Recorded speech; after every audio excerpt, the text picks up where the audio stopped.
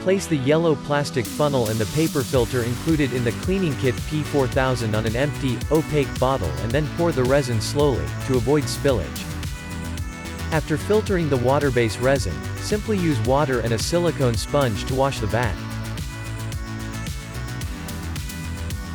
If the resin model falls off the building plate and lays down in the vat, the plate has to be roughened. To remove the cured resin from the NFEP film, press from the underside with one hand and pick it up with the other. To avoid damages to the NFEP film, use the plastic scraper and not the metal one. Finally, clean the resin vat using a tissue.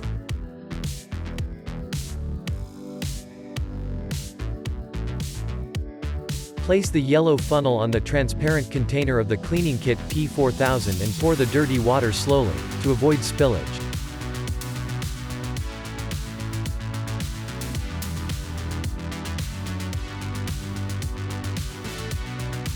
Once finished, place it in a bright area till the resin becomes solid under sunlight exposure, laying down at the bottom of the container.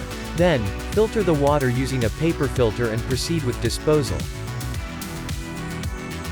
Resin remains in the plastic trash and the dirty water down the drain.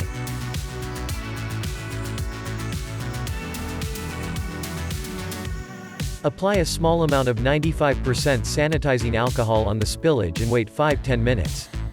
Detach the cured resin using a playing card or a plastic scraper.